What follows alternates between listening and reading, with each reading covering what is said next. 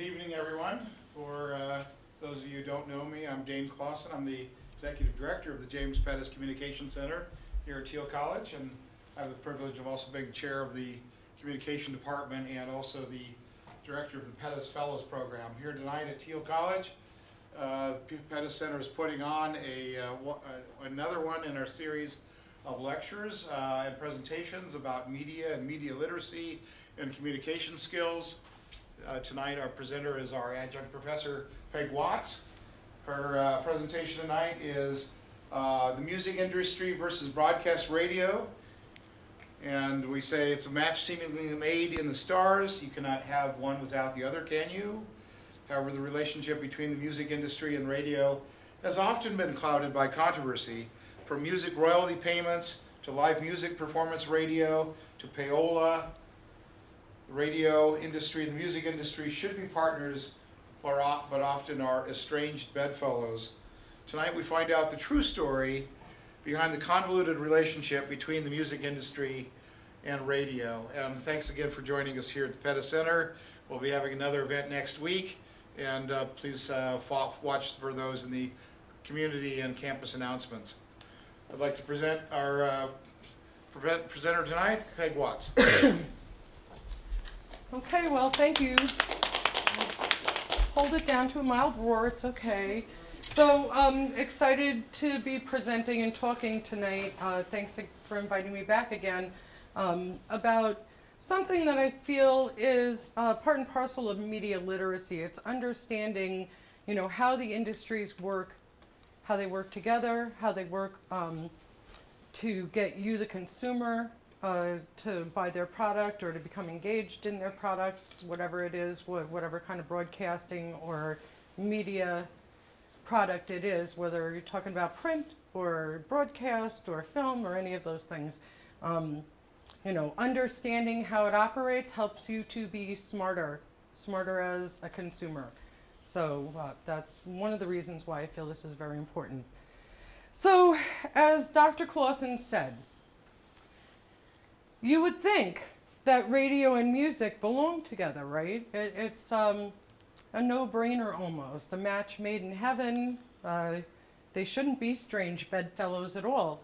When we think of radio, music goes with it the way salt and goes with pepper, and caramel goes with popcorn, and all of those things. So to have to go back and explain that, no, not really. They didn't intend to start out working together or being a part of each other's lives or industries. They didn't develop with each other in mind, but each one has had an effect on the other. So what should have been a mutually beneficial relationship, and it is beneficial, is more of a symbiotic relationship. The way that whale sharks or sharks in general have those fish that come along and eat their parasites. So the fish are taking the risk, but they need to eat, but the shark could turn on them. And the shark could be annoyed by all these little fish and really has to suppress its instinct to eat them because it needs the parasites removed. So that's a symbiotic relationship. They tolerate each other. They put up with each other because they need each other. And that's what happens in a lot of media platforms, but most especially it happens with radio and music. So to understand why this happens and how it all began, we have to actually get a little bit of background about both industries and understand how they developed. So we're going to take a quick look at that. Part of my job here at Thiel College is that I manage our college radio station. So again, talking about these things, it's things that I love, but it's things that you need to know so that you can be a smarter consumer. So let's go back in time and understand a little bit of the background of the recording industry. So Kira, I'm going to ask you to read that first bullet point for me. All right. Recording began in the mid-1800s. The first recording devices were scientific instruments used to capture and study sound waves. These devices were capable of recording voices and other sounds long before the phonograph. So, again, going back to the idea that they were scientific experiments. This was going on in the mid-1800s. Generally, the main hotspot for this was in France. And it was about physics. It was about trying to understand how sound waves work And could they be captured? Could they be transcribed in some way? What to do with them afterwards? Well, that was an afterthought. That really wasn't something that they were thinking about when they were first playing with sound recording and being able to capture sound waves. So then we move a little bit forward, and all of the scientific work that was developed during the second half of the 1800s was picked up by Thomas Edison and Alexander Graham Bell and other people too, but they're the biggest players in this field, developing things like the gramophone or the phonograph, the graphophone, and other kinds of devices that not only could you record music, but you could play it back on. They started to think about what are the commercial applications of this technology. This new scientific discovery. Back during the turn of the 1800s into the 1900s, science was supposed to be the answer for everything. Science was going to set us free. It was going to help us to develop better as people, as human race. So they again turned to science to figure out what are we going to do. What do we do with this great technology, this great scientific discovery? What kind of commercial or consumer applications does it have? So that was, Thomas Edison and Alexander Graham Bell were inventors. They made their living taking scientific discoveries and turning them into commercial or consumer applications. That's what they did. So that's what they did with sound as well. So they helped to invent things like the gramophone and like I said, the phonograph. And they also helped to design a better method of capturing sound. So in the beginning, it was on tin cylinders that were coated with a powder, with like a carbon powder. Of course, that's very fragile. And there was rumors in the audio engineering world that there's actually a recording was made of Abraham Lincoln when he was in office. There certainly was the ability to do it at the time. No one's ever been able to find that recording, but if they had, I'm sure that because the device that they used to imprint the sound onto was so fragile, it wouldn't survive today. They'd take it out of whatever container it was in, it would probably fall apart in their hands. So nice to think about that we could have heard President Lincoln's voice. Maybe he could help straighten out the Republican Party, but since that's not possible, it's just sort of a dream. But it was a possibility at the time. They were capable of doing it, but the recordings themselves were very fragile. What does it say in the second bullet point down there? Wax cylinder records in quotations. Yeah, so they were, this picture down here shows you what they looked like. They went from the tin cylinders with the carbon on the outside to wax cylinders, so a groove was carved into the wax and then a stylist read what was on the groove and put it out on a device that played it. And again, this is clunky, bulky. It didn't have many consumer interest. It didn't have much consumer interest at all.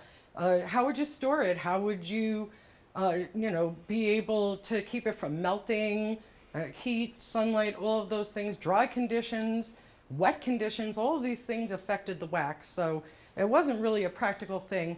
And the devices to play them on were sort of out of the regular everyday consumer's reach. Rich people bought into it a little bit. The elite, they were able to afford it as a toy, as a hobby. But it hadn't caught on with the public yet. You can hit the next one there. You can say the next one for me, please, if you don't mind. First commercial application was marketed to stenographers for business. So there's Alexander Graham Bell and Thomas Edison thinking, how do we make money off of this? And entertainment never even entered their minds. Never even was a thought. What they thought was what commercial application can have, and who would, transcribers, for archiving purposes, for dictation. That seemed to be the most pragmatic use for this device, and that's where it started and stopped until we had the development of what I like to call the first jukebox. So there was a commercially built cylinder player. I don't want to necessarily call it a record player because that conjures up a different image, but these players that played the cylinders, and they were in taverns and theaters and arcades, and in much the same way that they had video scopes that people could look through back in the day and see moving pictures for the first time. People were able to hear, recorded sound for the first time. Put a coin in, a penny or whatever it was, and like the Nickelodeons used to do, and they could listen to a recording of Caruso singing opera or a symphony playing music. Now you have to remember, the idea of entertainment on demand was a different concept. The human race didn't have, society didn't have that back then. You got what you got. If you wanted to hear music, you went to the theater or the local tavern, or if you were lucky, someone in your family or your neighborhood played an instrument. A lot of women in those days were taught to play the piano so they could provide lovely entertainment for their families and friends and all of that sort of thing. So to be able to just pull up music that you wanted to hear and listen to it at your own time when you felt like it, this was a novel concept. It was a big deal. So being able to go to the local arcade and put your penny in and hear a recording of a symphony or an opera or even a folk song, that was a big deal. Okay. Can you hit the next bullet point for me, please? There were sound quality and storage issues.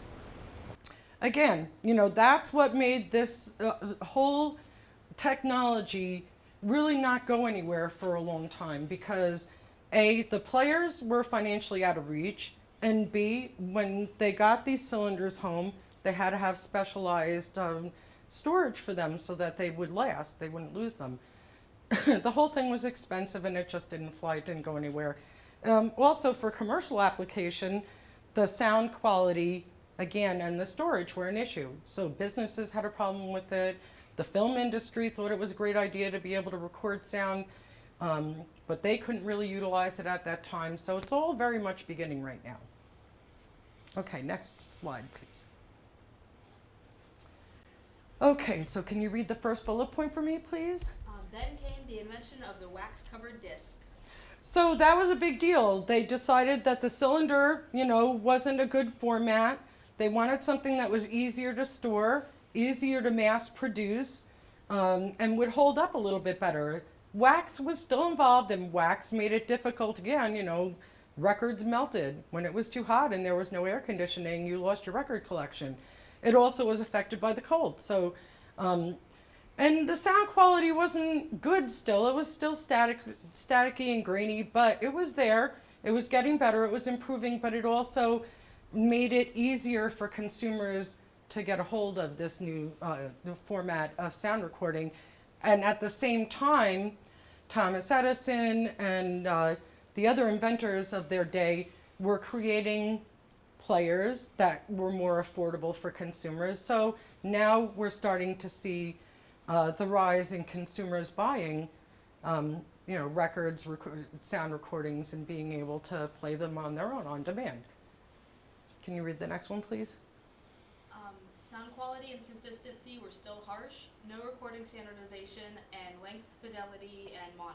So everything was recorded in mono. There was no stereo recording then. It was just straightforward, one sound, one channel.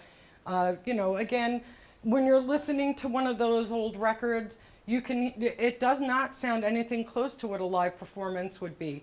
You're absolutely listening to a substitute for being at a live performance, but it was better than what they had before, and so people were happy to have it. It was a novel device. A gramophone, you had to crank it up, and once it reached its limit of cranking, then the turntable would spin. You'd put the stylus on the record, and the sound would come out of this big horn, this big ear horn. And so no speakers that we think of now, any of that. So the quality wasn't great, but it was better. And again, the technology is starting to improve. But radio and film are going to start to change that. They're going to start to, each thing affects another thing. Nothing is an island. Nothing doesn't get affected by something else. So sound recording, now that it's found a market with consumers, is also discovering that there's a market with film. but film needs things to be a little more standardized. And at the same time, toward the end of the 1920s, well, radio starts to become a big thing. So between radio and film, they're helping to standardize and improve the technology of the recording industry and make recordings more user-friendly for people, more user-friendly for other industries who, they see the market. So you've got the recording industry is operating in a free market environment, and it's able to make these kinds of shifts and changes to meet the new technology and the new demands from the other industries. So during the beginning of sound recording and movies starting to use sound with their projects, with their productions, at first they had sound on disc, but that was never in sync because the turntable would rotate at a certain speed, and then you'd have the film reels, they'd turn at a certain speed, and it was very hard to get them to sync up together. Eventually, come the end of the 1930s, they started to be able to do sound on film. They started to be able to transcribe sound on film, and that was partly due to some experimentation and developments of technology that were taking place with sound recording, period. In Germany and other places, they were starting to work on tape, so they were taking steel tape and able to transcribe sound onto the steel tape. So that's the beginning of reel-to-reel tape recording, which vastly improved the sound quality of records. In the beginning, they took the sound they wanted to record and they recorded it directly onto the record. So it went from live right onto the record. There was a lot of white noise and other problems that interfered. It wasn't very good quality at all. When they were able to record it onto the tape and then use that tape as a master to make the records, it improved the sound quality vastly. Again, the need of one industry affected how the other industry operated. And so because of that, with the sound recording being able to move onto reel-to-reel tape, the film industry was able to use that same sort of technology and get sound directly onto film. Can you read the next one for me, please? Magnetic steel brand tape recording helped create records that had better sound quality and more fidelity. Fidelity is a big thing. So fidelity means sound quality, the depth, the resonance, the clarity of it, the lack of static and all of those things. That's what fidelity means. So fidelity was definitely impacted in a positive way from this. And what was the next one for me, please? Mass-produced recording became popular and more consumers were buying recorded music. So the process of taking that master tape and putting it onto a record, transcribing it that way, and mass production being more of a thing at that time, helped to create more records being available. They're cheaper now. So it benefited consumers, and collecting records started to become a business, started to become a thing. More and more people had phonographs in their home. More and more people were buying records. They were still very fragile. They still weren't the kind of quality that you would expect to listen to, but they worked for and it helped to build the industry of sound recording. Next bullet point. Plastic tape and iron, I think it's supposed to say powder. Yeah, it probably is. Okay. I could tell I wrote my own notes, right? So that was the next advancement in sound recording, was to move away from steel tape, which would magnetize and do all kinds of crazy things, and onto plastic tape. Now, plastic is also something that is under development right now and improvement. So that because of that, they're able to move away from wax records and turn to more plastic records or vinyl, which were thick and they were brittle as well. It wasn't perfected yet. But and records always had a problem with warping and things like that. You had to take care of them. But so now things are starting to congeal. They're starting to move along for the record industry. The recording industry is a thing now. It's promoting artists. It's got better sales. More consumers are involved. And the record companies are feeling pretty good about themselves. But Now you have to remember too, the record companies were most likely directly connected with the people who were making record players and who were doing the sound, the innovations in sound playing and things like that. So Thomas Edison had Edison recordings. So not only did they make Edison phonographs, but they made the recordings as well. So nowadays it's more diversified than, and they don't do it that way anymore. But back in those days, they were making, well, I guess Sony does that, right? Sony does that now. So they were making the record player, they were making the records, they were selling them, promoting them. That's what they were doing. Okay, let's go to the next slide. All right, and so the rise of radio. There's the sound recording people feeling pretty good about their journey and what's going on with the industry and the progress that they're making with consumers and making a profit, and they're feeling good. And so along comes radio, and at first, sound recording was like, yay, another place to play our product and promote our artists. So let's go ahead and read that first bullet point, please. Radio was also not developed with consumer or entertainment applications in mind. And it wasn't. So in the same way that sound recording was not intended for entertainment purposes, radio was not intended for entertainment purposes either. In fact, what it started out as was it had military and transportation applications. So building off the telegraph and then the telephone, radio came into being. Wireless point-to-point, or what we call narrowcasting, was the first application of radio. So being able to talk to ships at sea, for people out on the battlefield to be able to speak to each other with radios, all those things are starting to happen, and that was the purpose of radio to begin with. That's why they looked into it, that's why they developed it, that's why the government helped to fund it, so that they could use it for those specific applications. Again, people, entertainment, it wasn't even on the radar at the time. They weren't thinking that way. They were thinking about the practical uses of what this technology could be. So aside from being intended for the military, we'll talk a little bit about some of the pioneers in the industry. First of all, there's Heinrich Hertz. And if you think about the word Hertz, aside from the rent-a-car company, when you think of sound wave measurement, they're called Hertz, right? And they're named after Heinrich Hertz, who did a lot of the early physics experimentation with sound. And then you've got Lee DeForest, and then Edward Armstrong and David Sarnoff.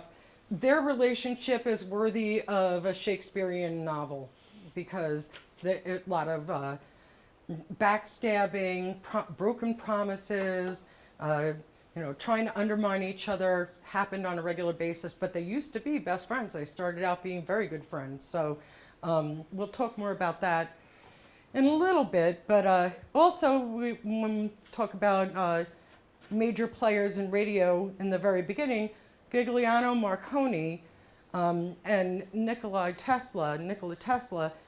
Tesla was from Russia. Marconi was originally from Italy, immigrated to the United States, and ended up having a whole broadcasting company in the UK. But anyway, Tesla and Marconi duked it out for who was the father of radio, and there's still some controversy about that. If you ask some people, they'll say Tesla. If they ask somebody else, they'll say Marconi. And again, kind of like Thomas Edison and Alexander Graham Bell, the way I look at them is they took ingredients and made a soup. They took ingredients and created something out of it, but they weren't involved in the original experimentation and discoveries of sound or radio broadcasting, radio frequencies, things like that. They just took the science and figured out commercial and consumer applications for it again. So, what did that lead us to? Excuse me. Some of my presentation has some multimedia built into it. We have some sound files and some video files that we're going to just look at a few minutes each of. But This one in particular is the very first broadcast of music, voice, and recorded music as a test. And it was done by Professor Reginald Fessenden, New York University professor, and he was very involved in the early stages of radio broadcasting and perfecting this technology. So we're going to listen to Professor Fessenden Sir give his Reginald very A. first Fessenden, broadcast. speaking to you, Massachusetts, at the tower of the National Electric Signaling Company. I'm going to play an Edison recording of Handel's Largo. Next, I will play O Holy Night, the violin, followed by a short passage from the Bible. Okay, stop for 1 second.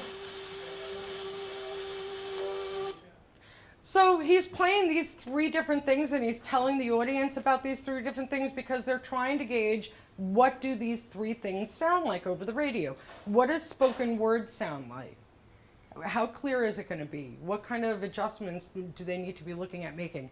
What do recordings sound like on the radio? Are they worth putting on?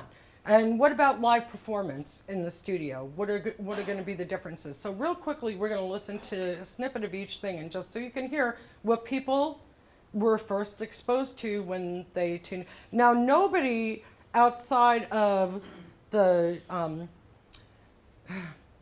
people who were like hobbyists and interested in this, or the developers, the technicians, really listened to this broadcast. And not enough people had receivers. There just very few receivers, very few transmitters. And so this was something that was archived, and thank goodness, but hardly anybody heard at the time. So we're going to listen to him play a record and then move forward and listen to the live music in the studio, and then a little of his voice reading a passage from the Bible. So.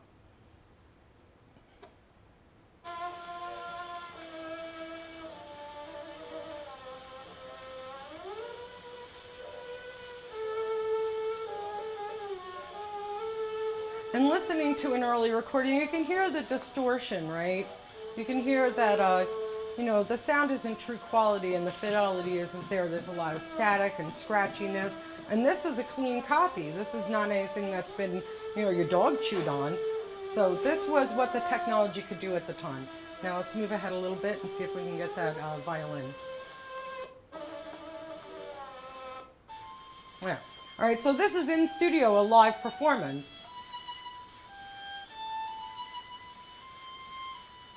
Now this is all going on over AM, and AM has a staticky sound to begin with, just because of the low power and the way that AM signal is projected. It is subject to a lot of interference from weather, from buildings and things like that.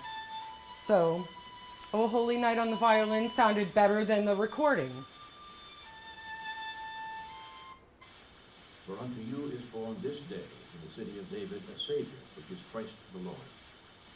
And this shall be a sign unto you. Okay. You shall find the babe. So you can hear that the richness of his voice, the deep tones are coming through on the radio. But, there's still the static, and of course the technology is so new, but this is what they came up with, and this was the very first transmission of any of that stuff. Okay, we can go to the next one. Okay, can you read the first for me, please? Broadcasting becomes widespread.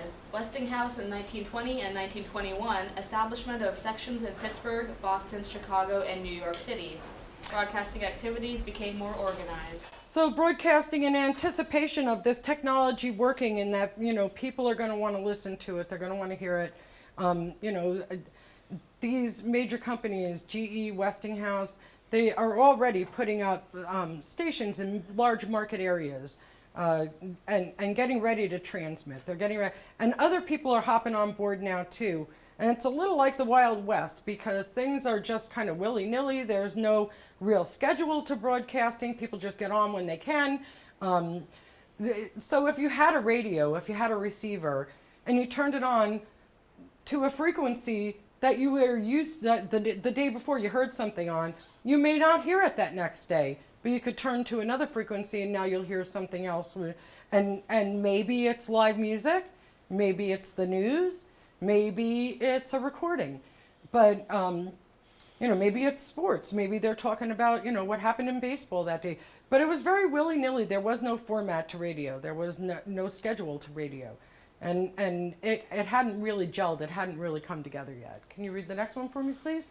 In December 1921, the Department of Commerce issued regulations formally establishing a broadcast service. Well, because of this unorganized boom that was going on, right away the federal government realized, well, we've got to try to rein some of this in and make it a little more cohesive and make it a little more organized, not just for people who would be listening, but also because the airwaves are considered public space, okay?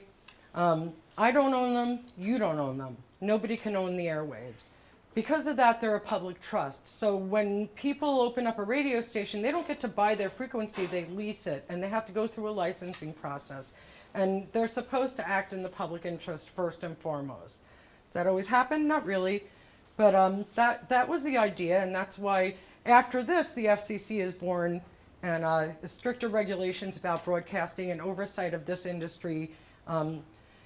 They had to play catch up a little bit, too. They had to make sure that some of the things that were going on before that they pulled in, they reined in a little bit harder. So now radio is trying to develop itself under new constraints from the government. It doesn't have that same free market ability to be able to, become something, to become whatever it's going to be.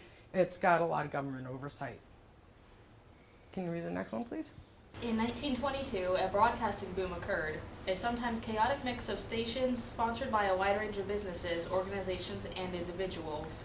So, GE had a radio station, Westinghouse had a radio station, car manufacturers had a radio station, religious organizations had radio stations, politicians, political parties had radio stations, and licenses were just being given out to anybody for all the time.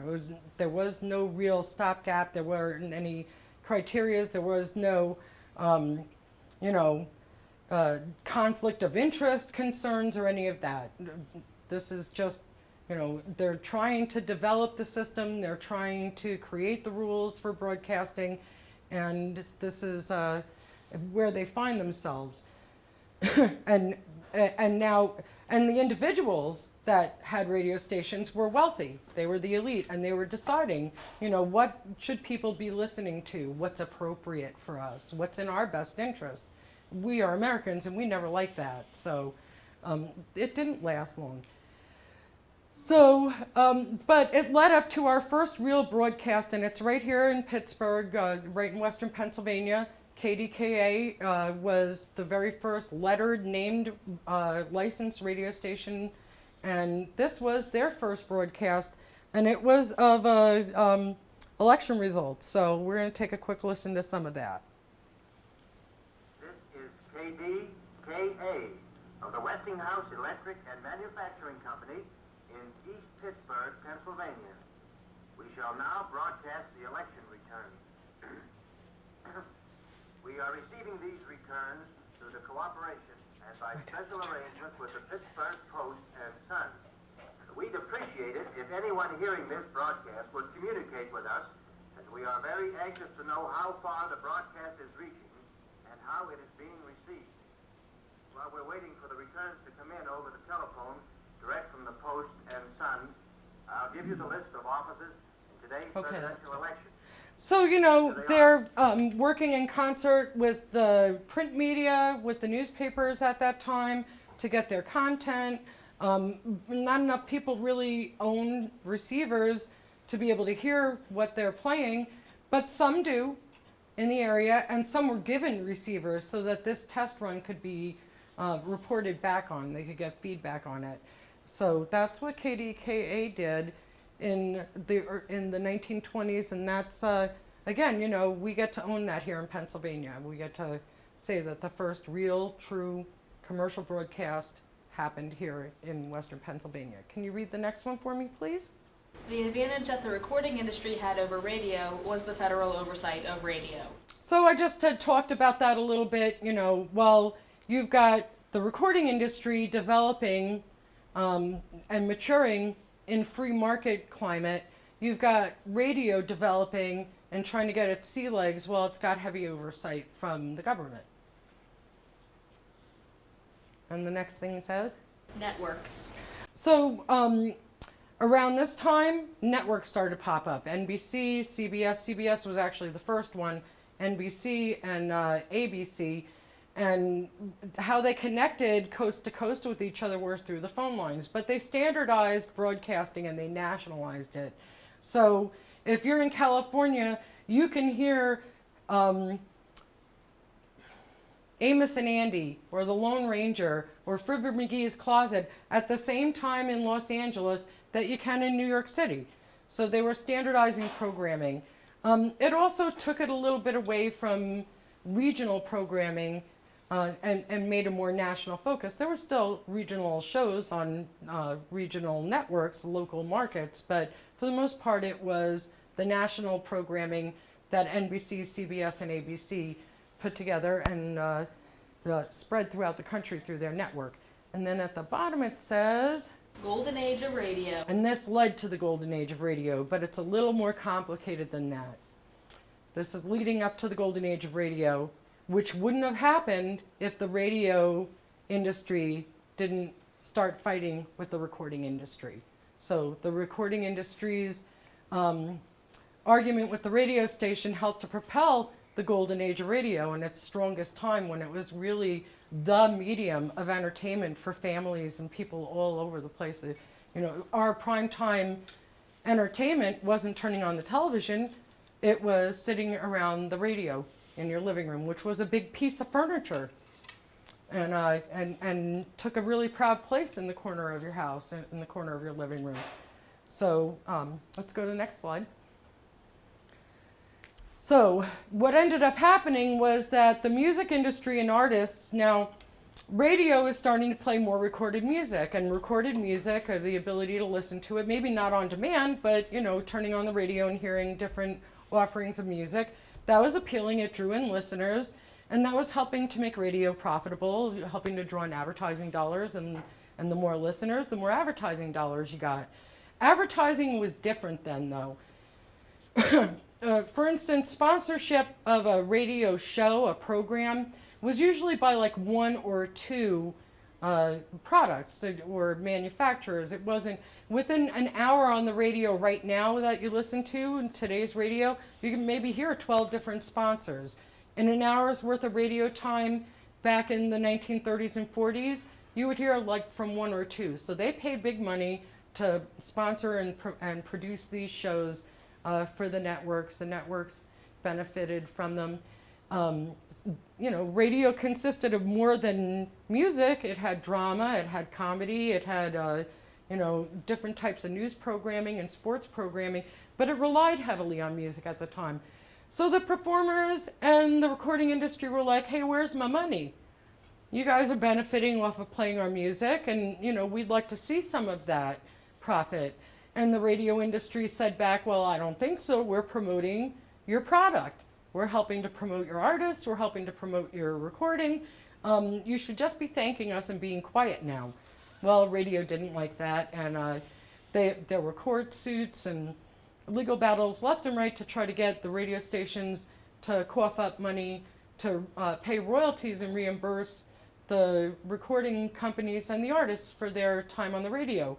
Yeah, it seems to make a little bit of sense when you think about it now, right? I mean, from the radio station's point of view of them doing them a favor, still in all, music recording was adding content and drawing listeners, drawing an audience. So, but they were very steadfast in their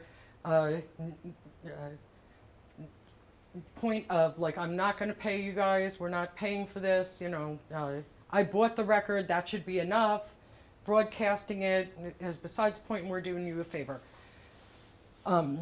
So it went on like that for a couple of decades. It went on, and there was some recorded music that was still played on radio, but not to the extent that it was before. And what they did was they said, well, okay, we don't need you. We'll just have our own in-house radio, have our own in-house music, live music, and that's what they did. So from the mid-1930s up until the mid-1950s, it was very common to turn on the radio and hear a live performance from any number of artists. They would get paid in a different way from the radio station, so they were being compensated. In a way, it was tit for tat, really. They were kind of like cutting each other's noses off to spite each other's faces. It really, you know, if you stood back and took a look at it, nobody was making out any better or worse than they were if they'd have just agreed on some kind of compensation deal for sound recording and for artists. But I guess it was the point, and you know, they were sticking by their guns, just in the same way that we're not going to hear anything about a new Supreme Court nomination getting heard. They're sticking to their guns. That's their point, and they're sticking to it just because it's their point. That's all. So we have this whole war going on, but in the meantime, radio becomes so much more enriched because of its the demand that it now rely on itself and not outside sources to be able to draw an audience. So Frank Sinatra, Doris Day, Dinah Shore, Glenn Miller, Count Basie, Tommy Dorsey, the list goes on and on. All these people got their start on radio. And, you know, their recording careers and things like that, that was an after effect, but they got their start on radio. All right, so what we're going to listen to right now is actually part of a show from the Andrews Sisters. So the Andrews Sisters were like the Spice Girls of the 1940s, or I guess that would work. Who would be a better girl group now? Beyonce's group, they're done. Yeah, right? Destiny's Child is they over. broke up in the 90s. There are no good girl groups. Yeah, I mean, the female version of One Direction, maybe. Yeah, okay, we'll go with that. The female version of One Direction. But, you know, they were huge. They started on radio just as girl singers with the big band. And they became so popular with people that they got their own radio show. And it was a variety show format. And now all of these things are new. People are not used to, you know, tuning into the radio and hearing a show that is, you know, revolves around a music performer, but also has, you know, or a comedian, and then also has other acts come on too. So that was a format that television happily stole as soon as television started to get underway. So we're going to listen to a little bit of the Andrews Sisters show, who, by the way, on this particular show had Abbott and Costello on, and if you are you know, sophisticated in any way at all, you know the who's on first, what's on second, I don't know, is on third bit from Abbott and Costello. It was huge back then, and it still plays today. It's still funny today. So listen to a little bit of that.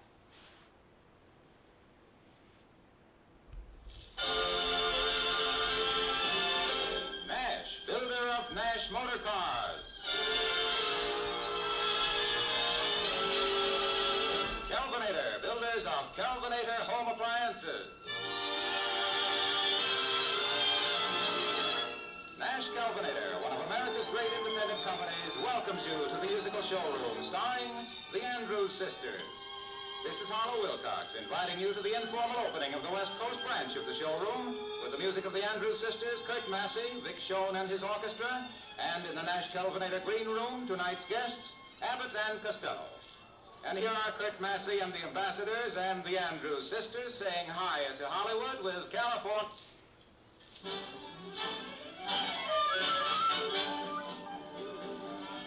There are poets in that mythical kingdom of our cutting, but I like an unfortunate. Okay, you can move it up to like halfway in. Well, you know, introducing Abbott and Costello to an audience is a little bit like saying, ham, may I present eggs? Now, wait a minute, Jack. Now, wait a minute, Jack. Wait a minute. That's no way to start off now. We want to be friendly. We want to be friendly. Quiet, Lou. What he's using is just a figure of speech. Well, I don't like his figure very much. Now, Patty Andrews, there's something else. How about that figure making a speech? Okay. So Abbott and Costello were huge back then, comedy team, and so So imagine yourself, you know, it's 1941 and you're sitting in your living room with your family and this is your entertainment.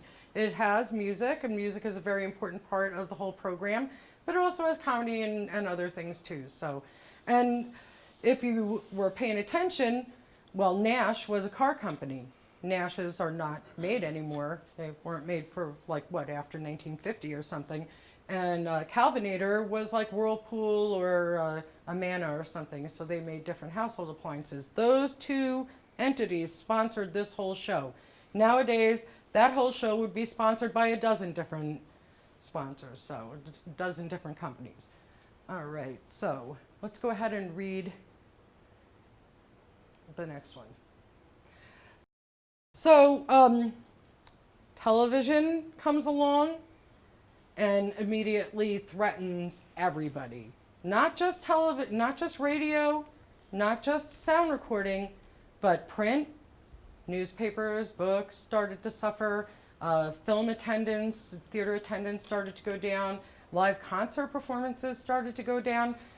Television was kind of like creeping in and taking over. This is the end of the 1940s, the beginning of the 1950s, and you know, television at first, again, just like with sound recording and radio, at first it was something that was only available to the wealthy and seemed like a hobby, like the hula hoop that would eventually go away. But it didn't, and what it ended up doing was seriously impacting both the sound and the radio industry. The impact that it had on the recording industry was less negative than it had on radio programming. So we'll go through that a little bit.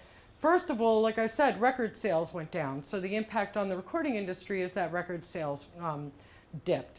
And then, as I said, theater and concert attendance went down. So, you know, rather than packing a theater full of people to see that performer, they're going to go home and watch it on television. And that was the impact it was having. On the other hand, you know, again, operating in the free market way, now sound recording realizes it has another venue to promote its artists and its product. They can move more to television to, you know, have performances on, music performances on television. So it wasn't a total negative impact for the recording industry. They were able to rebound from that a little bit. But the impact on the radio industry was almost devastating, and predictions of radio being completely obsolete were common. People really didn't believe that radio was good. But radio is great at reinventing itself, and radio is a survivor, which is why I love it. One of the reasons I really love it. So we've got, it's impacting programming. It's taking away all of their talent, their writers, their news anchors, their reporters for the news. Radio shows like The Lone Ranger and you know, Charlie McCarthy and all these kinds, they all translated very well onto film, onto television. And television stole radio's format. Now television had the dramas and the mysteries and the comedies and the variety shows and the news programming. And radio just stood there and scratched its head for a few minutes and said, well, now what do we do? Well, what they did was they changed their format. They changed their programming. Instead of relying, so now my grandfather had a radio program. He was a performer. He was part of the Sons of the Pioneers with Roy Rogers. After he left that group, he had a radio show out of Connecticut on WMMR that lasted for about 6-7 years, sort of toward the end of live performance radio. But you know, and so once rock and roll started to come in, live performance radio really started to die out. But so it was still going on up and through the mid-1950s, not as much as before, but now they're starting to focus on other things. Their radio's like, well, we've got to do something to keep our sponsors, we've got to do something to keep the industry going. They started to rely more on music again. Now they have to kiss and make up with the radio, with the record industry. Now they have to find a way to coexist with each other and still work with each other. So BMI and ASCAP and other royalty collection companies issued licenses to radio stations and television stations that helped to reimburse recording industry and artists for their performances and for their products. So that was another hit that the radio industry had to take, was to absorb that cost. And then what's the last thing there? No longer the primary outlet for music, performance, or entertainment. Yeah, so radio went from being the center of the household and the most important voice, the most important mass media, to being not very important anymore. Now television was providing that kind of information. Not everybody in America had televisions, though. They were still expensive and out of the reach of a lot of working people, and so radio was still a thing, but it had to change. It saw the writing on the wall, and it saw that it had to change.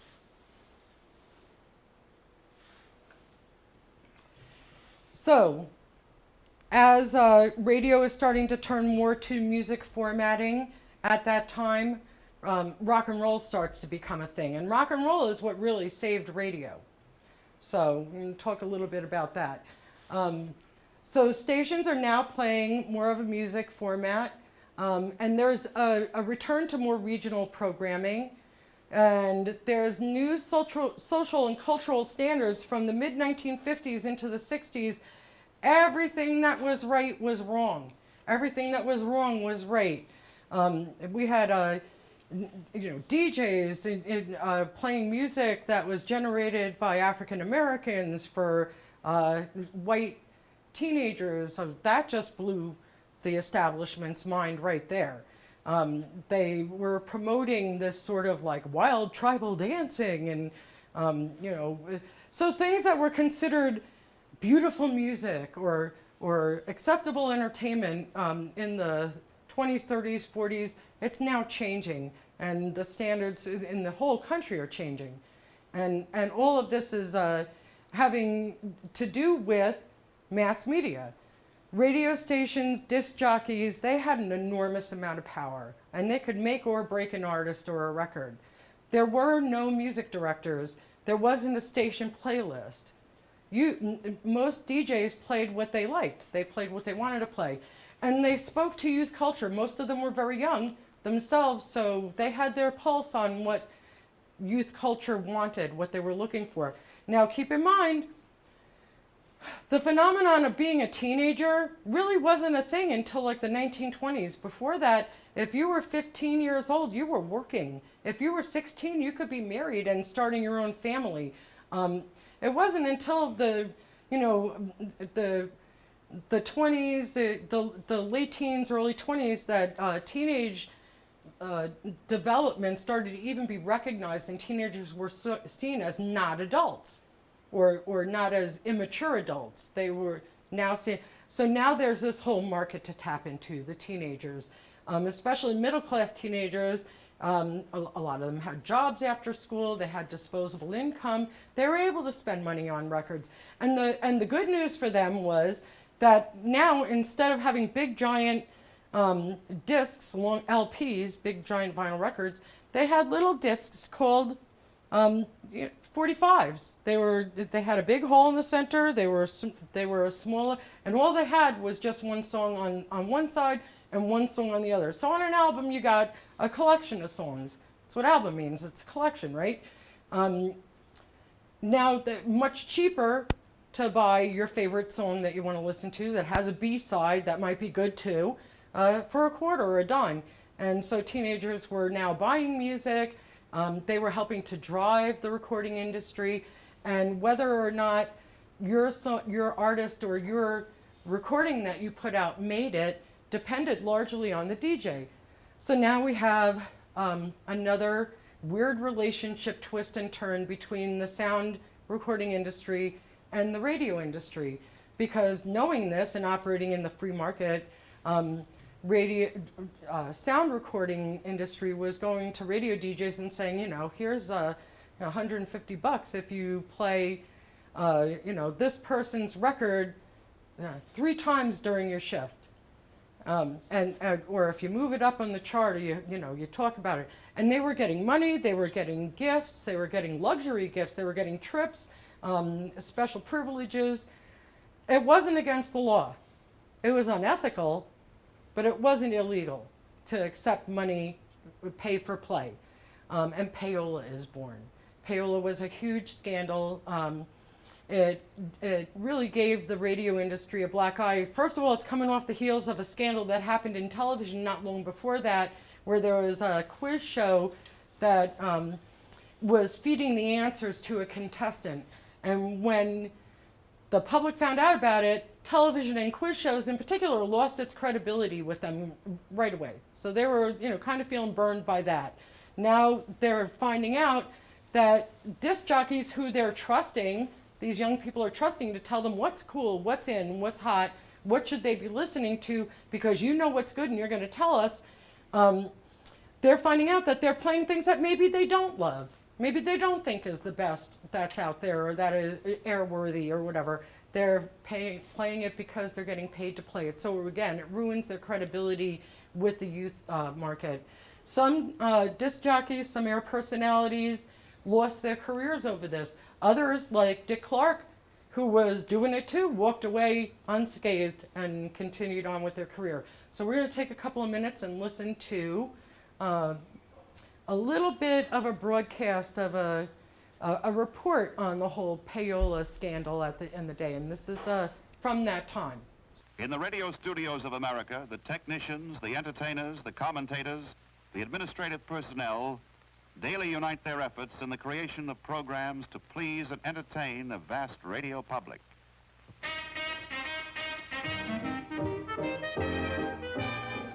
The wide variety of broadcasts include group discussions, political speeches, sports,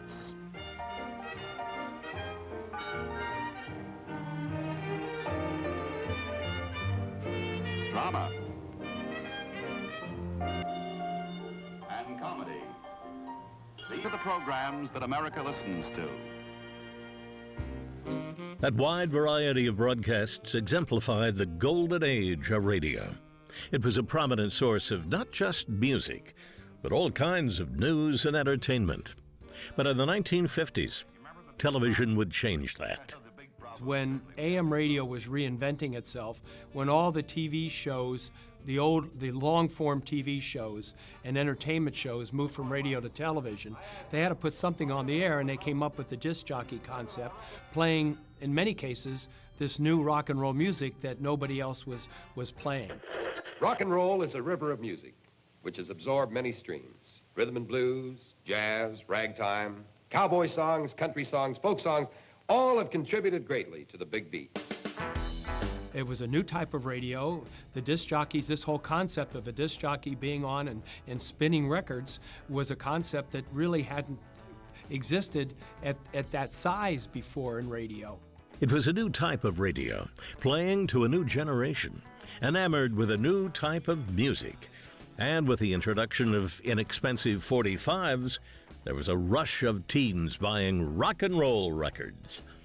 These records became the way to hear music, and pretty soon they flooded the market as more and more artists tried to latch on to the rock and roll phenomenon. There were a lot of young kids that were coming up, and the record companies had invested in a record session, all of that. Record companies wanted a return on that investment, but with so many records competing for airtime on radio stations across the country, getting their artists heard was anything but a guarantee. Well, it was something brand new, and when you have something new, a lot of times the rules haven't been established yet, and so it was like the wild, wild west. In this wild, wild west, the disc jockey was the sheriff, having complete control over when and how many times a single was played. They understood the music. They were close to the kids. They were on the street. At a time when radio airplay was the #1 way for labels to give their music exposure, DJs wielded remarkable power. But most record companies weren't willing to sit idly by and hope that a DJ might play their song. I don't think many disc jockeys knowingly played a bad record because they had ratings back then, but there were shades of it, and obviously there was influence. That influence had a name, and it was payola. Payola in our business was a record company or an artist coming in saying, hey, I got a new record coming out, here's $150. My definition of payola is getting payment for putting something on the air. It can be records, it could be talking about a restaurant, it could be without proper attribution on the air. Payola was a way of getting something that you wanted. And what the record companies wanted was lots of airtime. To get it, they padded DJs' pockets with cash or other incentives. Some reported receiving thousands of dollars. And up until that point, it really wasn't illegal, as best that I recall. Not only was it not illegal, but it wasn't necessarily new. Payola had existed since the beginning of radio in some form or another, though certainly not on the scale that it grew to in the 1950s, becoming so prevalent that it eventually caught the attention of the United States Congress. It became such a big scandal because it was deceptive. It was deceptive, and songs weren't being played because they were good. They were being played because somebody was paying off somebody. Okay. The time was right to expose deception. So the time is right to expose deception, and there were congressional hearings. Alan Freed, who coined the phrase rock and roll, it was really, a phrase that was used in the African American community a lot. It meant various different things, but Alan Freed applied it to music, and he had a band of his own. He promoted concerts. He had a very busy career, and he was extremely popular with the youth all over any place that he was on the air. He was in Cleveland, he was in New York City, he was very well loved, and so were other disc jockeys at the time, like Casey Kasem and Dick Clark, as I said before. Only Alan Freed really ended up taking a huge career hit. He ended up dying a couple of years after this was over. He lost his career. I think he died of alcoholism, if I'm right. But, so his life didn't turn out very well as a result of all of this. But Dick Clark went on and, he was dropping the ball in Times Square up until just a few years ago. So he enjoyed a long career after that. He survived payola scandal. So again, you're looking at how do the two industries impact each other? Well, this sort of devil's agreement between disc jockeys and the recording industry helped to spur on changes on how radio, again, is formatted, how music's played. There was no music director before, now there is. And the music director and the program director make a lot of the decisions about what's heard and when it's heard. So that was in the meantime, the recording industry had their fingers shaken at them. Again, free market. The radio industry came under much more controversy, scrutiny, and criticism. So let's go to the next one, please. So, at the end of the 1960s, the beginning of the 1970s, FM, still in all, most music and most people were turning into AM. A lot of radios didn't even have an FM band on it. But there were some people who had already discovered FM. FM frequency modulation, as opposed to amplitude modulation, has a more clear sound. It has more fidelity. Remember, I talked about fidelity before. It's clearer. It's got a more depth to it, richness. It's got deeper tones. It takes that tinny sound off of the top. There's less static. It's less impacted by weather and the things that are around it. So it was a much more reliable frequency and a better platform to actually play music on. And what ended up happening, at first RCA, NBC, that owned RCA to begin with, was funding the research into FM. And this is how Sarnoff and Armstrong started out together. He was a researcher working for NBC. Sarnoff was his boss. They made this discovery, about FM and how to utilize it and how to transmit it. And Sarnoff immediately realized that's going to mean having to change everything for them. They're going to have to change their radios, they're going to have to change records and how they're made so that they'll sound right on FM. Stereo was just starting to become a thing too at the end of the 1950s, and more and more records were being created in stereo, but you couldn't hear them in stereo and mono on AM. And AM wasn't a stereo transmission, it was just a mono transmission. So people weren't able to really appreciate the full depth and clarity of their recordings that are getting better and better. The people that did know about FM were people who were into audio, people who were like audiophiles, were really enjoyed high fidelity kinds of recordings. Classical music buffs were very into FM, and classical music landed on FM a lot. FM was the home of religious broadcasting and nonprofit, non-commercial radio broadcasting, but very little other kinds of commercial broadcasting was done on FM at the time.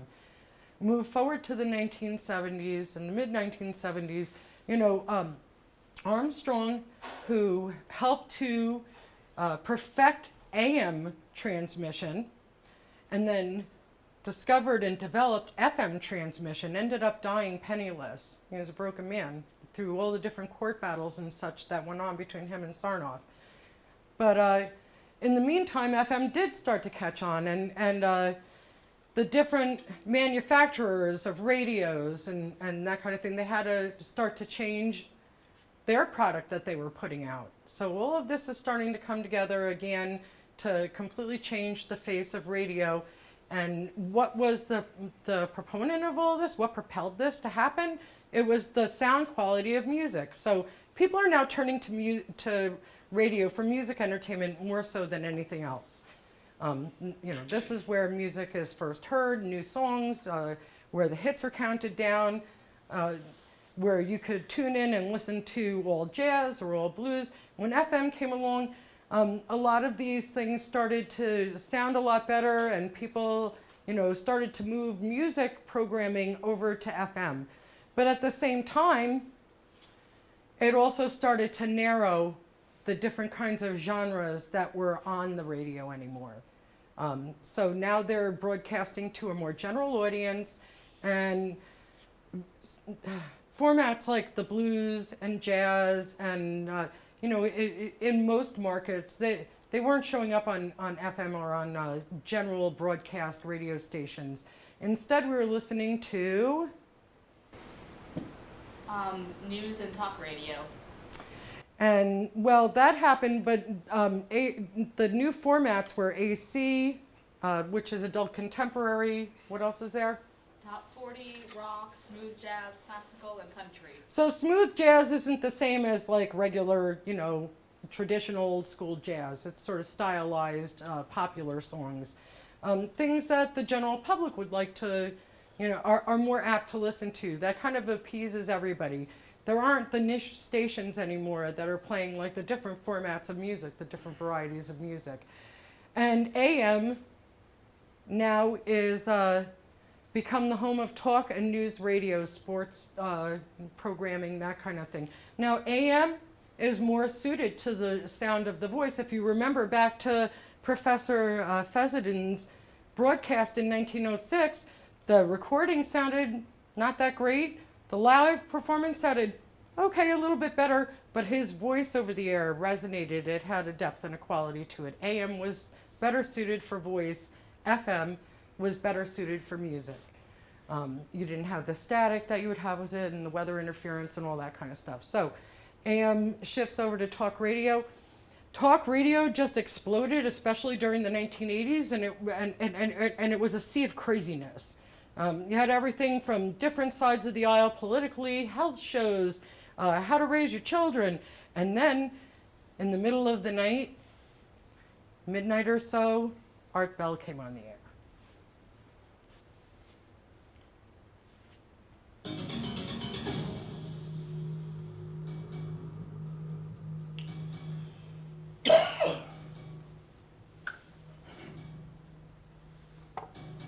Our time on Earth, indeed, is very short. We are, no matter how old or young you are but a tiny slice of the overall plan in the cosmos, right? You're here for a very, very short time. We all are. And the big question, of course, is what happens after we end this physical life, or it is ended, however it happens. It's a big question. Okay. And October, of course, is a great time to explore that. So this is a recording from October, but he isn't talking about spooky dooky stuff because it's October and near Halloween. That's what Coast to Coast does. It's all about the paranormal and the unexplained and cryptozoology and rabbits attacking and, you know, all the strange and weird things people think about in the middle of the night. Coast to Coast is still in the air. Art Bell doesn't host it anymore, but so that's what talk radio started to morph into this. So we started having different kinds of topics and interests, and Rush Limbaugh became, you know, a celebrity, and you know, so did Howard Stern. Howard Stern, but who's that one guy? Motel 6 will leave the lights on for you. Tom Bodett. Tom Bodett. So Tom Bodett was like the anti-Rush Limbaugh. So this is what we have, and Al Franken. This is what we have going on AM now. AM has completely shifted its focus and its programming. Again, radio is so good at being able to reinvent itself and redesign itself and adapt. And that's what you have to do in this world to survive, right? That's why radio is still surviving now. So, can you read the top bullet point for me on that side, please? Less music genre format choices. So it talked about that, it narrowed that, and then what they are, and then what's under that? Radio still benefits record companies by playing music and featuring artists, but playlists are dictated by what's popular. And so now we're going to listen to a snippet from FM back in the mid-1970s. And you can hear the difference in the sound quality. So you heard AM and the staticky stuff that goes on with that, and now the whole platform, the whole format of how everything you know, is broadcast and what the programming is like for the day. It's completely different. Again, you know, they talked about how like radio disc jockeys weren't really a thing up until the 1950s. There were announcers. The announcers would say, this show is brought to you by Tostios. Buy your Tostios today, made by General Mills. And then the personalities would come on stage. So the announcer, he was a disposable guy. He could be there or not be there. He could be somebody or somebody else. It really didn't matter. It was wallpaper. It really didn't matter.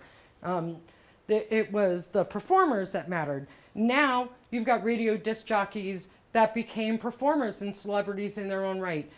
Now that FM comes along, it's a little bit less crazy, a little more subdued than the crazy, like, you know, hey, come on, kids, let's get ready to rock and roll. We've got a more laid back or an underground feeling, not particularly with this example that I have here, this sample, but overall, in general, the tone of FM radio was a little quieter, a little cooler, a little more hip, slick, and cool. So we're going to listen to this, though. Lake Charles and Salford, yeah. McDonald's in Lake Charles and Salford. This is this. Stereo 96.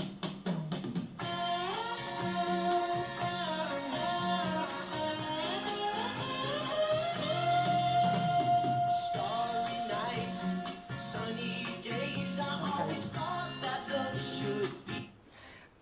Stereo on the radio. It was a phenomenon. It was a great thing. Music files, people who loved music and audiophiles, sound recording, flocking to FM radio. So excited to be able to hear a richer, fuller performance of that song, a recording of that song that they love.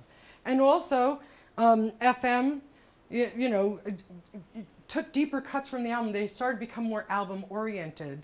And around that time, music albums were becoming a little more orchestrated or organized by themes. So you have things like Sgt. Pepper's Lonely Hearts Club Band, Pink Floyd, The Wall, Elton John's Tumbleweed Connection.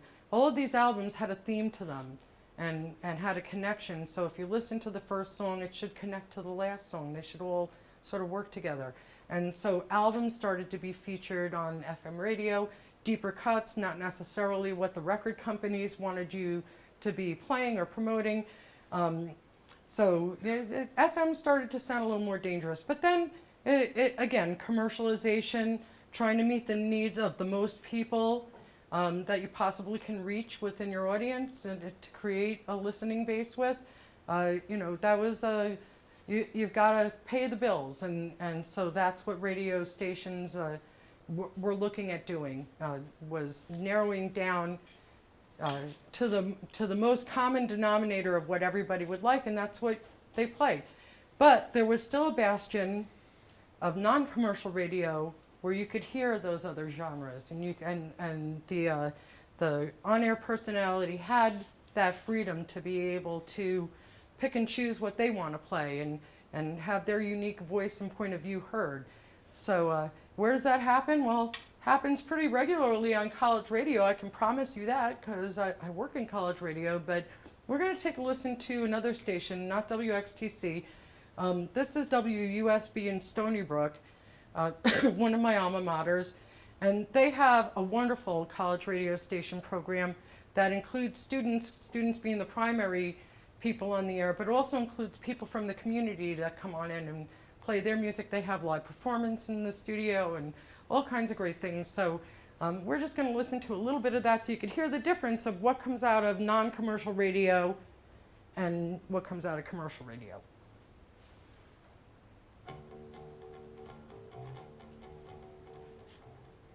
Okay, guys. That, of course, the bongos, that was a telephoto lens from a single that I have from, and I'm showing my age on this one, baby, from way back when. And that was also included on the album Drums Along the Hudson, the official full-length debut of a band called the Bongos out of Hoboken, New Jersey. And that band was...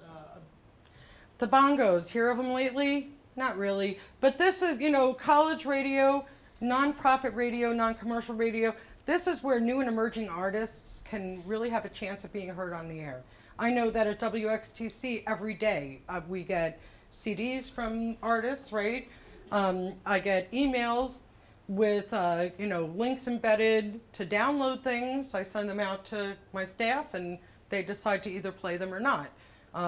So college radio, non-commercial radio, that's a place where a lot of new and emerging artists are able to get their foot in the door, to be heard for the first. And bands like Coldplay, they got their start on college radio. That's where they began. So the Grateful Dead and a lot of other, you know, old school and newer artists. So you know, that it's that one lone student sitting in the radio station playing their little indie music heart out that helps to make bands popular where they would not get airplay on a commercial radio station. And they're able to support other genres. They're able to support blues and real blues format, or not just classical, but you know, Baroque music. I mean, there's a show on public radio where it's all Baroque. Nothing's broken, but it's all Baroque. So you know, you can have that specialized programming because they're not having to answer to the dollar. They're not having to satisfy the commercialism part of it. They don't have to worry about, they have sponsors, but they don't have advertisers. So it's a different setup, it's a different economic platform, and they're able to do more of that authentic, organic, genuine broadcasting. So, you know, this is the state that we find ourselves in now. You can go to the next one, please. Okay. And invasion of the internet happens and everything's at risk. Everything. Print media, film, television. Now television has to worry. They were the big bad wolf before. Now they have to worry that the internet is pulling away their audience. You know, people only have so much money and they only have so much time. That time and money, the more choices they have, that time and money has to be divided more. So while they maybe don't want to give up their newspaper, and they'll still pay for that, they like their internet too. And so that's dragging away their attention from the things that they were relying on before. More choice is a good thing for consumers, and it's not always a good thing for the industries that were there before the newer emerging industry is. But once again, learning to work with this new technology, to adapt and to morph and to you know, utilize it to your own benefit is what's kept radio alive. So you know, what we were looking at is First of all, the impact on digital music with the computer itself. So digital music means that file sharing is possible. You know, I'm a Deadhead. I love the Grateful Dead. One of the things that Deadheads always did, and with the permission of the Grateful Dead, was to record concerts live. They actually had a section in their audience that was set aside specifically for people who were taping. And then people would take these, what we called bootleg tapes, and they'd share them back and forth. Well, the Grateful Dead and their publishing company, they could care less. It just meant that more people were going to come to their concerts. They weren't really making money selling records that much anyway. They weren't the Beatles. So, you know, however people listened to it just meant that they had more fans. There was a chance for them to have more. They didn't care. So as far as, you know, did it hurt them financially? No, it didn't. And they were fine with that kind of file sharing. So if you want to think about it that way, swapping bootleg tapes was file sharing. Well, when the computers started to be able to support digital music and people started to be able to share it back and forth, and Napster was born, which was a huge file sharing community that you could belong to for a small fee. And then you could freely share your songs with other people back and forth. If they had a little search engine and you typed in the song you were looking for, and there were different ratings on how good the quality was, and you downloaded that music. Well, that was great. People were making compilation CDs all over the place, and they had music up the wazoo. It was wonderful, but that impacted the record industry and performers in a big way. So record sales again started to drop. Performers started complaining that they weren't seeing any royalties from this music that was being shared back and forth.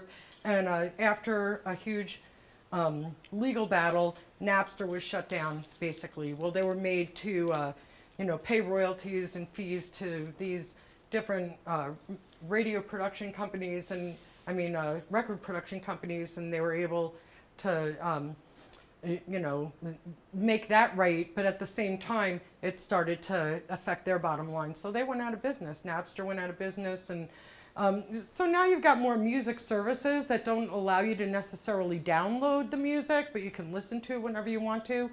But that was the effect that digital music had on the music industry right away. Now the World Wide Web, as I said, has diverted audience attention from all the different media outlets. Not just radio, not just sound recording. Everybody is struggling to try to find their way in this new sea of digitalness. What do they do with it? How do they fit in? So what we're left with now is, like, we've got some internet-only radio, which doesn't originate from a traditional broadcast radio studio. It originates at your PC. You could do it yourself. They've got Live 365 and other stations where you could be your own DJ and make your own playlist and record your voice to go in between the songs, and you can be the DJ. But those are internet-only radio stations, and some college radio stations now are internet-only because of the cost and the technology and the space and things like that.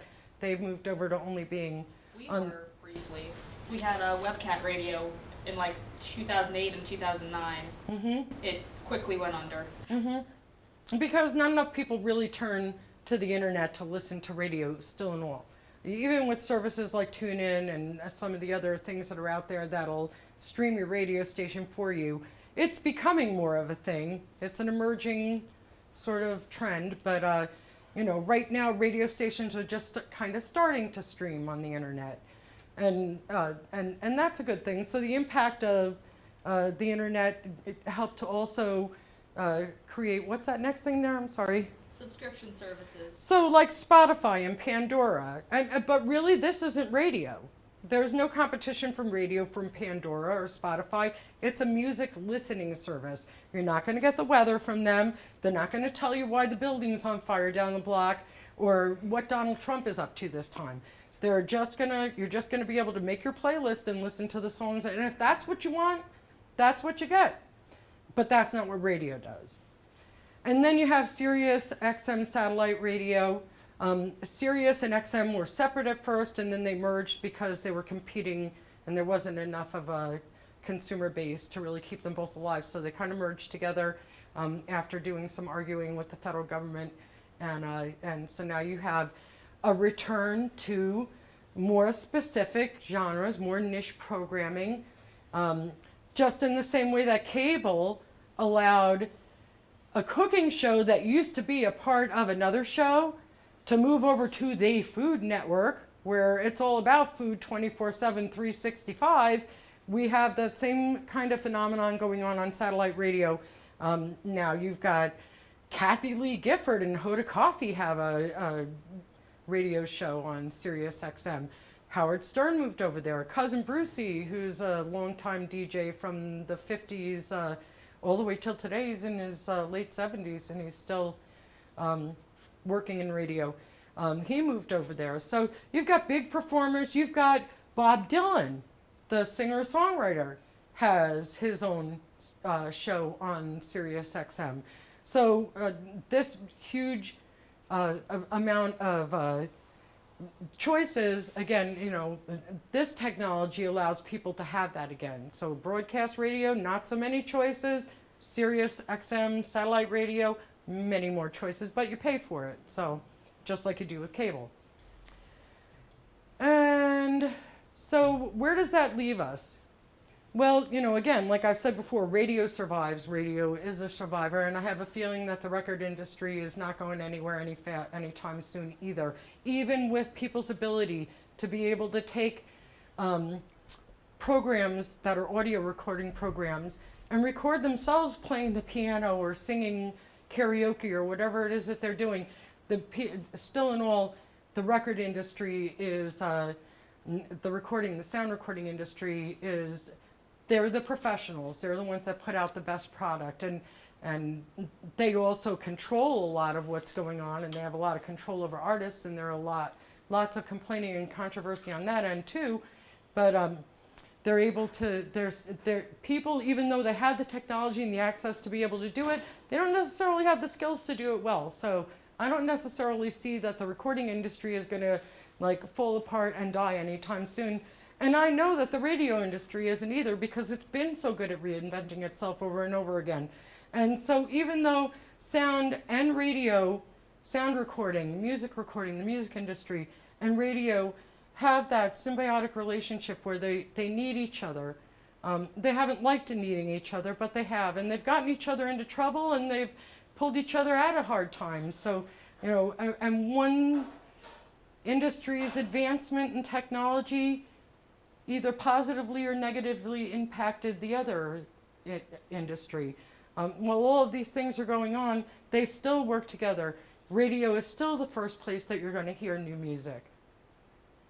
I mean, yeah, you can go to, you know, Katy Perry's website and maybe download her latest single, but you're going to hear it on the radio. And it's going to be counted down in a top hits countdown. And people are going to be telling you where you can buy that record, where you can find it, and where you can download it and all that kind of thing. So what the record companies and what radio are learning to do is to use this digital platform to its own advantage to further its own medium. So record companies are selling music in a different way. You know, we went from albums where people are buying albums, right, in the 60s and 70s, and they're all excited to get this whole albums collection, where singles were the thing before, 45s, they moved to albums. Now we're back to singles again with digital downloads. So the impact of all of that on the recording industry, it has worked that way. Now you can buy music on iTunes and CD Baby and Amazon. You know, it's very hard. You don't find record stores around anymore. So records are sold in a different way. Recordings are sold in a different way. And then there's a debate too that's going on in the industry about analog versus digital and which has truer sound. And there are some musicians that just won't even allow their music to be digitized because they think that there's a loss that occurs when the music is transferred that way. And, you know, we'll see how that all plays out. So there's still, it's controversy that's going on. But radio stations, you know, are getting themselves on the internet. They're starting to stream. They're starting to utilize the internet to promote themselves by having websites. And this allows what people are looking for now, which is interactivity. You know, it used to be a big deal to call into a radio station and be able to hear yourself on the air because you impacted that media platform in some way. They're going to play the song you asked for. You know, your friends might even hear you on the radio. It was a big deal. Interactivity is even more important now than it was then. So being able to get immediate feedback from your audience is important. Being able to hear their opinions and letting them feel like they're a part of the programming, that they're a part of the process is very important. Being interactive is a big deal. And then keeping audiences engaged, well, again, through the use of tools that allow you to be interactive, like putting out a tweet or you know, a post on Facebook that other people can post back to you that maybe the on-air person is going to read out loud, or at least engage you in some way. And then if you're on the internet, it broadens your listening base. So the benefit, like for WXTC to be on the internet, is that alumni in other states can listen now to WXTC. They can hear their school's radio station. The other benefit is that it attracts maybe new listeners and broadens the listening base. So with all that in mind, like I said, I really just, you know, the relationship between the music industry and the radio industry hasn't always been a beautiful one. It hasn't always been one where everybody hugged and kissed and loved each other all the time, but they've propelled each other to change in important ways that have benefited you. It made your technology better. It made your consumer product better, more improved, easier to deal with, easier to store, clearer to listen to.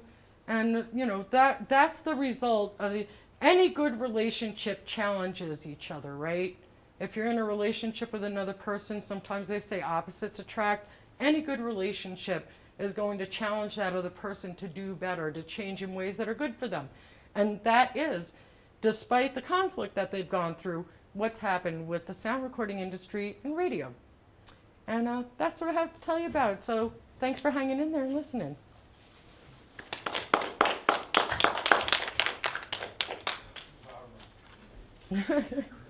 Thank you very much, Peg, for that very informative and very interesting presentation tonight. Again, we will have another Pedas event next week, so stay tuned, and then there'll be 2 more in April. So watch the announcements in the Teal website, and also a lot of our events get publicized in the Greenville newspaper and other places. Thank you, and please come to Pedas Communication Center again. And good night.